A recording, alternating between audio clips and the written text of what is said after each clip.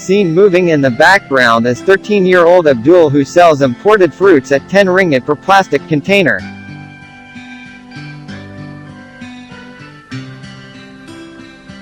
For each container, Abdul gets 2 ringgit as a commission.